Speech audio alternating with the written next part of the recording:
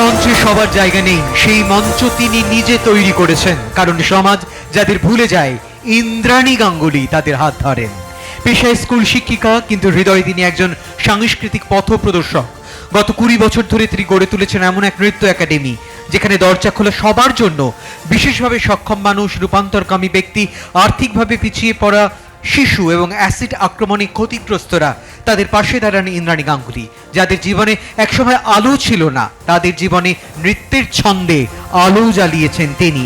একটি হুইল চেয়ারে বসে যে শিশু একসময় ভাবতেই পারেনি যে সে নাচতে পারবে, তাকেও তিনি মঞ্চে তুলেছেন। একটি অ্যাসিড আক্রান্ত নারী যে নিজেকে আড়াল করে রেখেছে গোটা পৃথিবীর থেকে, তাকেও শ্রীমতী ইন্দ্রাণী গাঙ্গুলি শিখিয়েছেন মাথা উঁচু করে দাঁড়াতে। এটাই তার আসল পরিচয়। আজ বঙ্গনারী সম্মানের এই মঞ্চে সম্মান জানাতে পেরে আমরা অত্যন্ত আনন্দিত ও গর্বিত। আসুন জোরে করতালি দিয়ে স্বাগত জানাই শ্রীমতী ইন্দ্রাণী গাঙ্গুলিকে। তার কাছে নৃত্য শুধু শিল্পী নয়, এ হলো আত্মবিশ্বাসে ফিরে পাওয়ার পথ, নিজেকে প্রকাশ করার ভাষা ও সমাজ বদলানোর হাতিয়ার। প্রতিটি ছাত্রছাত্রীর মুখের হাসি তার সবচেয়ে বড় পুরস্কার। আজ বঙ্গনারী সম্মান, তাকে সম্মান জানাতে পেরে আমরা অত্যন্ত আনন্দিত ও গর্বিত। বঙ্গনারী সম্মান 2026-এ হোপ ফর দ্য কমিউনার এই বিভাগে আমরা সম্মানিত করতে চলেছি শ্রীমতী ইন্দ্রাণী গাঙ্গুলিকে। প্রথমে পাগড়ি পরিয়ে রাহুল দা অভিনন্দন জানাচ্ছেন এবং তারপরে বঙ্গনারী সম্মানের ট্রফি শ্রীমতী ইন্দ্রাণী গাঙ্গুলির হাতে। তবিনের উপহার তুলে দিচ্ছেন।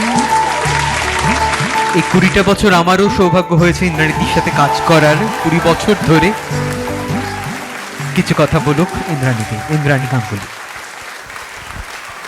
নমস্কার, শুভ সন্ধ্যা। আজকে রেড ওয়াইন এন্টারটেনমেন্টের পক্ষ থেকে যে বঙ্গনারী সম্মানে আমাকে সম্মানিত করা হলো, আমি সত্যি নিজেকে গর্বিত মনে করছি। কিন্তু এর পরেও একটা জিনিস থেকে যায়, যখন অ্যাওয়ার্ড বা সম্মান যখন হাতে চলে আসে, তখন কাজের পরিধি এবং কাজের সময়টাও বাড়তে থাকে। তাই ভবিষ্যতে আরও অনেক কিছু কাজ করার অনেক কিছু চিন্তাভাবনা রয়েছে। আপনারা সবাই আমার পাশে থাকবেন, এটাই কামনা করি। সবাই সুস্থ থাকুন, ভালো থাকুন। আর রেড ওয়াইন এন্টারটেনমেন্টের যিনি কর্ণধার, তাকে আমার আন্তরিক ধন্যবাদ, অভিজিৎ দাকে এবং সমস্ত এন্টায়ার টিমকে।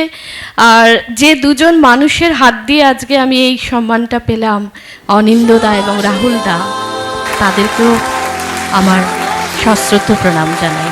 ভালো থাকুন। ধারাবাহিকভাবে সমস্ত পুরস্কার ঝুলি ভর্তি করে নিয়ে চলেছো, এর পেছনে কি রহস্য? নমস্কার, শুভ সন্ধ্যা। সৃষ্টি ডান্স একাডেমির কর্ণধার ইন্দ্রাণী গাঙ্গুলি। আজকে রেড ওয়াইন এন্টারটেনমেন্টের পক্ষ থেকে বঙ্গনারী বঙ্গ সম্মান, দুটো সম্মান কিন্তু একই মঞ্চে, not a matter of joke. South কলকাতার আইসিসি এর মেইন অডিটোরিয়ামে অনুষ্ঠিত হচ্ছে। সেখানে এই বঙ্গ সম্মানটা, নারী সম্মানটা পেয়ে আমি সত্যিই নিজেকে অত্যন্ত গর্বিত মনে করছি। এবং তার সাথে সাথে কিন্তু অ্যাওয়ার্ড বা কোনো সম্মান পাওয়া মানে কাজের পরিধি আরও বাড়বে। আরও অনেক কিছু জিনিস চিন্তা ভাবনা আমার একাডেমিকে নিয়ে করতে হবে, কারণ আমার একাডেমিটা তো সাধারণ বাচ্চাদের জন্য নয়, অ্যাসিড সার্ভাইভার, ট্রান্সজেন্ডার, স্পেশাল এবেলদের নিয়ে। আর একটা জিনিস বলে রাখি, এবছর এই মাসেই কিন্তু 20 বছরে আমার একাডেমি পা দিল।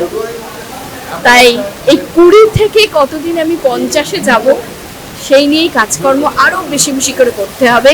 আর এই অনুষ্ঠান বা এই অনুষ্ঠানে সম্মানটা পেয়েছি বলে না, আরও কাজের প্রবণতাটা বেশি করে বাড়ছে। Thank you so much. আমিও ভীষণ অনার্ড যে আমি ইন্দ্রাণীর কাছাকাছি আসতে পেরেছি। আর ইন্দ্রাণীকে আমি বলবো, এবার বস্তা রেডি রাখো, ঝুলিতে আর তোমার অ্যাওয়ার্ড আটবে না। হ্যাঁ, মোটামুটি বড় বস্তা নিয়ে এবার আসতে হবে। আমরা কিন্তু ঈশ্বরের কাছে সেটাই প্রার্থনা করি।